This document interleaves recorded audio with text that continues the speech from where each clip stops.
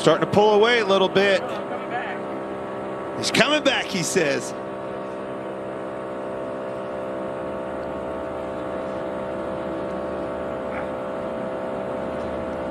Here comes Logano to settle the front row for Sunday's Daytona 500. He's going to do it. It's an all-four, looking for his first career pole in nearly 500 starts. Right over the top of one another. Starting to see him inch ahead as he gets into 1 and 2. We saw this with those other 2 cars, Logano and Busch. He probably doesn't like what he sees. The center, 3 and 4. Don't overdrive this entry here in 3. Get it to the bottom. It's like she slid a little bit on him. Had to get out of the gas a little bit. Comes off low and it's going to drive off into the sunset. Good lap for Joey Logano.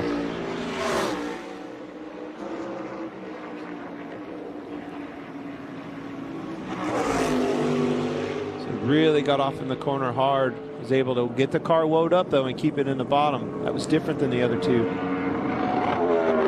Rattling that shit. Slid through the center a little bit there, but still committed. Full commit getting in. Huge lap. That is probably picked up on the way in, so Ryan Blaney did a big burnout trying to clean those tires up. Was the fastest car. Yep, 15-13. 15-13 in the first round. Committed getting into the corner. Really drove that car deep into the corner. Was able to hit answered the call in the middle. Got back to the gas. Still good down here. Like what I see. 2 Penske Fords battling for the top spot, and it goes to Blaney. Wow. 15-35. Get that car in the right spot, right through the trough.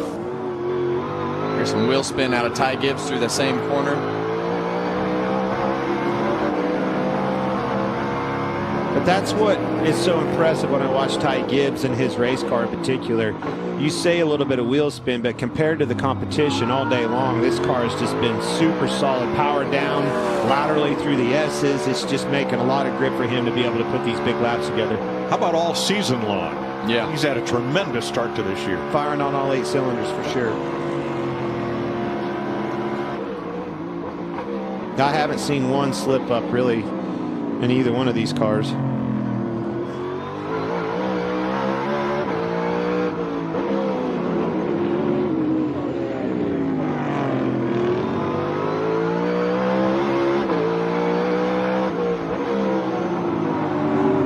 So cool just to sit and listen to the cars go through the gears and brake and stop and go. It's always the hardest part for me when I qualified here is trying to determine, you know, is it going to be my first lap or second lap? And sometimes it was just different, and there wasn't any rhyme or reason why.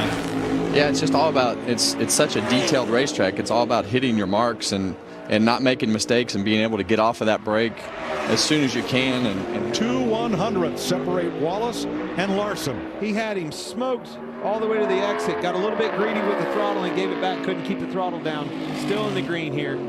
Rolls that middle well. Look how fast it rolls the middle. Got a better exit. Larson. Closer, but not enough.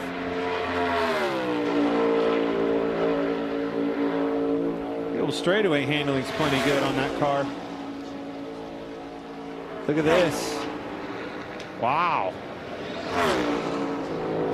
And Steve Shaw in Charlotte, working with Larry Mack, tells us that those 2 Fords had exactly the same shift points on their qualifying lap. Which makes sense. Those shifting points are all relayed down from the engine shop. They tell you when to do it. These drivers were on point, obviously, with those matching shift points. Look at this. He's going to do it.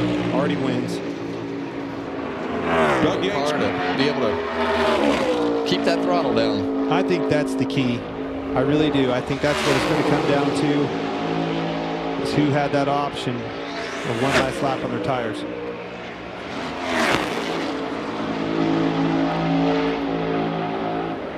Oh, see him go back with the throttle. Lift to the 3/4 mark to get the front to set.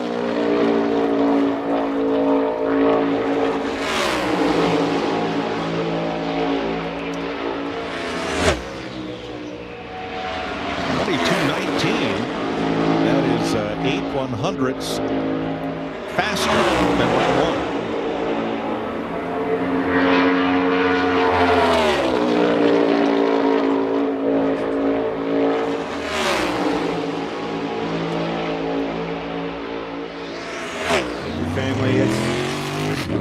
Every time I go there, there's something new and just something that totally blows your mind.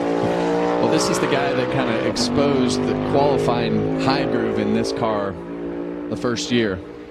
And now it's just a norm because everybody learned so much. But Christopher Bell, you know, I think he'll be one that could be a surprise.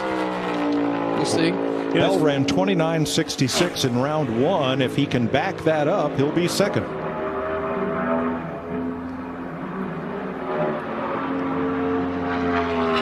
See Bell choose to stay up on the racetrack, not cut the apron right there. See the half a car length he gives up immediately just because of that distance. I was going to say, I think that was the difference there, but there's a new difference. Yeah. Being able to keep the throttle down in 1 and 2 and drove right back by Gregson. And that's probably why he chose to not go on the apron to get that angle right into turn 1. So important.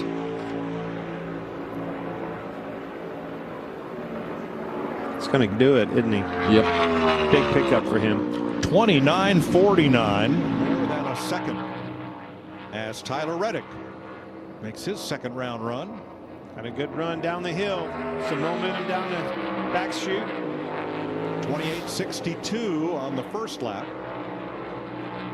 So he's looking to be about 28.85 or so. Entered higher into 3 is what I saw. Back to the throttle better. No downshift on his either into turn 3. Had a better angle. Time with Matt Kenseth. Loose into the corners. Was able to get it back underneath of him. He got through the power good. Holding suit with that benchmark, Daniel Suarez. This car really went through the middle of the corner. Rolled that baby, didn't it? It did. A lot better in 3 and 4. So they can get him some more in 1 and 2. At this time, ready and now. All your greens. Gave up a lot of speed coming on the pit road to Daniel. Now watch this. Daniel's going to stay lower on the racetrack, or excuse me, pit road. Look at the difference there. Back to 6 reds now. Decel to your greens, 5 away. So back to 6 reds. That's his tack as he comes onto that straightaway.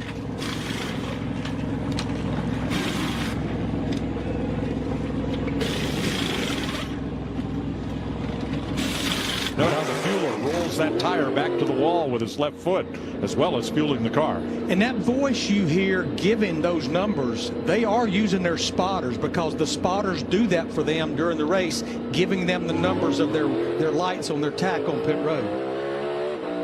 New spotters stand here at North Wilkesboro this year. One of the improvements Marcus Smith has made, and his folks. Going to be a new leader on the top of this board, too. Yes. Logano, fastest pit stop by 4/10, and fastest overall by 4.5 Ty Gibbs, 29.62, needs to pick up a little more than 2/10 here to take the pole from Byron. Boy, he wasn't out of the gas much.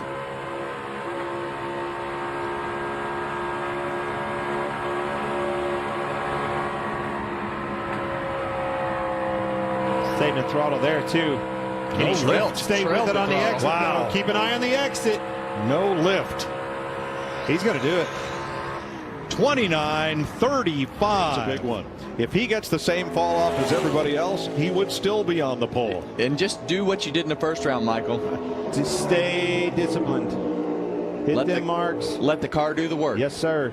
32.31 in round 1 for McDowell, seeking his 3rd pole of the year and 3rd of his career. All of his poles have come this season. He just rolled with speed, faster into the corner, through the corner, exit in the corner. It's going to be an all Ford front row, no matter what. Nate, yes, sir. Here he comes. He's going to get it. From a 32.31, Michael McDowell. How about that? Clocks in at 32.46. He falls off 1,500. Moving around. Blaney's car didn't look like that. Blaney's car had overall grip. Larson at 19 on his first lap. He has to pick up just a little less than a 10th.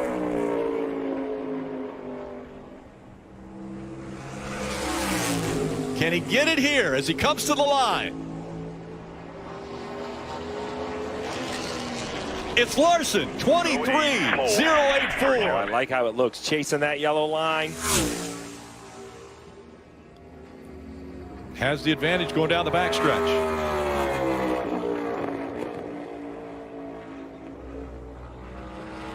I love how this car turns on initial throttle. It drove right to the yellow line. He is going to sit on the pole by a big margin, Rick. Huge lap coming up on Bubba Wallace. Hopefully Bubba knows he's back there. I think actually Bubba's at speed, so this will be interesting to see if Bubba, no, he does. Out of the way. Completely out of the way. Really nice move by the driver, the 23. Going to be close here for Larson. Through 10, here comes 11. Can he get through 11 clean? 11, and does he get the pole? Larson gets it at 127.83. It's a great example. Ty Gibbs is giving himself an opportunity. He got through turn 1 nearly identical to William Byron. 0.03 of a second. I'm going to call that identical on a racetrack this size. Loses a little bit down the entire front stretch. Can he find a better turn 1? Gains on entry. Oh, and he's keeping the gain through the middle and on exit, Jeff. Now the tunnel turn. How do you set yourself up with these bumps? We've seen it done right. We've seen it done wrong. For the pull, William Byron watching on. Is it going to be Reddick? Is it going to be Byron? Reddick great through turn 2. And Gibbs, it's Gibbs that's going to end up being the fastest and grab the pole. The final car of this second round, Tyler Reddick. Can he put a lap together?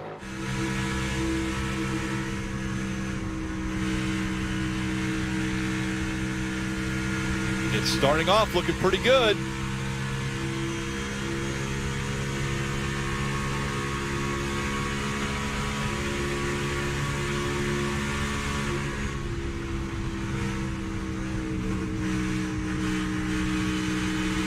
Trying to get back to the throttle, Jeff. He just couldn't make it stick to where he wanted to. It was 12/1000th of a second. Reddick into the green. Can he hang on?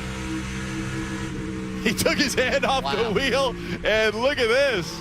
We're about ready to set the bar here as Hamlin is on his lap.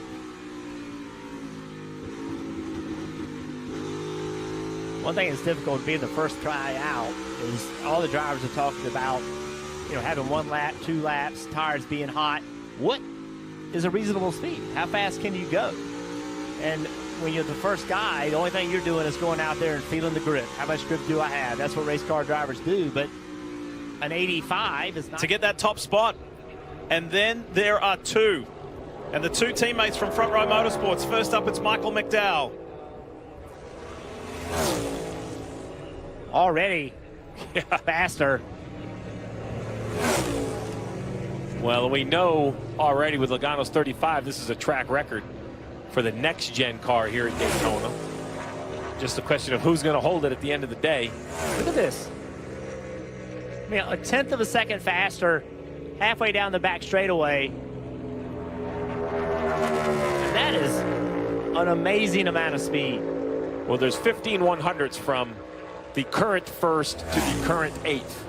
And McDowell is going to better that gap from first to second. This is a monster lap. We've been talking thousandths and hundredths of seconds. Now Michael McDowell's taken it up to a bigger chunk of more than 2/10 of a second. McDowell to the top with authority. Let's see what he can do here when it counts in this race for pole. It'll be hard to bring the same level of a commitment that he had on that first lap. He did everything but wreck the race car. You know, I just think once you've made the top 10, is it worth it? Exactly. I don't want that much commitment. Just get the best lap our car has in it. You've proven your commitment to me as he runs the top of 3 and 4 at Trent's Green. It's coming back. He's got time back. Bubba Wallace could be on the provisional pole. Having those conversations, watching young drivers go through these experiences, kind of lets you relive it again. And he's saying, come on, Michael. You're not going to be my teammate next year. Let me have this pole position. As McDowell, who won the pole here last time out, he's won the last 3 poles on drafting style tracks. He's a specialist, the Daytona 500 winner, and he's in the green. Another hand kind of blocking that opening, but to your point, Jeff, quickly back on the wheel for turns 3 and 4. And look at it track in the middle of the corner. That's either rear travel just in the corner or the car rolling the corner so well, but a huge lap. It's a repeat so far of Daytona. McDowell 12-7. Here comes his teammate, Ross Chastain. What do we see from Ross early on? He leapfrogs him by some 0.6 of a second. So Chastain on top, 7 minutes left. Here's Alex Bowman. Cindric and I agree so far, but maybe the honorable mention has to be for Alex Bowman, having just a great playoff run. He's going up against 2 of his teammates to put the 48 on the front row. There's William Byron watching on. Provisional pole sitter. This is the last challenger. That was a good corner, even though I thought he missed turn 1 a little bit. This car has a ton of speed. He's going to the top. Alex Bowman, P1. The car I have circled for tomorrow. Overlooked at times, perhaps underappreciated at times, but finds a way in the moment to make it happen. In the green nice and early for the Rheem Toyota of Christopher Bell. It's flipped the other way. It's in the red, but not by much. Trying for 3 consecutive pole positions here at Kansas Speedway. And the time's coming back. It's in the green. Nothing in it. You're talking hundredths of a second. Christopher Bell trending the right way. Does he get the hat trick? He sure does. 3 in a row. I'll tell you, as a crew chief, I know you want to win the pole, but you know, hundredths of a second, you can start to measure wind and all these different things. But when someone like the 34 car goes out and dominates every single time, it really starts to frustrate you. You're like, what are we missing? What have they figured out? Because they've obviously unlocked something that allows them to be this fast every time we come to a super speedway. Look at the margin. It's almost 0.2 of a second up on Austin Cindric, who ran a good lap. And it's going to be pole position number 6 on the year. He surpasses Kyle Larson, Michael McDowell. And remember, Tyler Reddick and Shane Van Gisbergen were the top 2 quickest in their respective groups. Van Gisbergen had the fastest overall from the first phase of qualifying. And now he's doing the chasing. It's Reddick with the time to beat. 2:20 left on the clock. The Kiwi is in the green, Jeff. 3.5 of a second to the good. Right there with Reddick. Good entry speed. He's on the pole for this afternoon's Xfinity Series race. Can he do the double? He's up by 1.5. He's losing a little bit of time. It's going away from him as he comes to the line. It might be enough. Shane Van Gisbergen to the top. 270. Carson Hocevar just congratulating and thanking his Spire Motorsports team, saying good job. Can you imagine, for everything that's happened, if Denny Hamlin can sit on the pole first race of the round of 8? He's got company, though. His JGR teammate Christopher Bell is coming. Losing a little bit of time, getting it back. It's gone green. Look at this. Christopher Bell to the line, and he's going to push his teammate off that provisional pole. If Reddick can outrun Hamlin, then he's guaranteed a front row. I think they're going to have a spark even from the front 2 rows. Now it's either going to be Hamlin or the car he owns on the front row.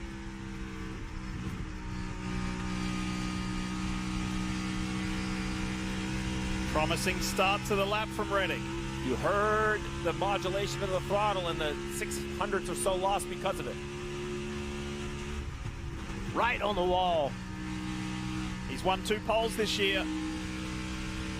Coming back from a rollover last weekend in Las Vegas. He's in the green. Tyler Reddick is going to go to the top. And I love the lane. Insurance, Toyota Camry. Martin Truex Jr. is on the clock now. Posted the fastest lap ever by a next-gen car here at Martinsville earlier. Does this run continue?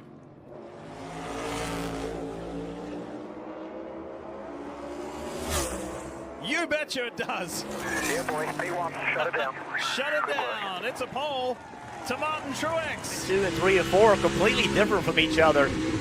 And you can go fast by being better in one corner than the other. It's hard to be perfect in both of them. Here's Martin Truex Jr.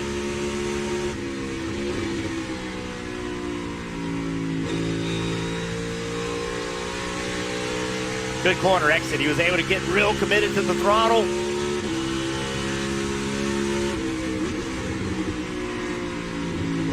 And the downshifts are early. Good lap. He grabbed the pole last week at Martinsville, and he's on the provisional pole right now. See one there.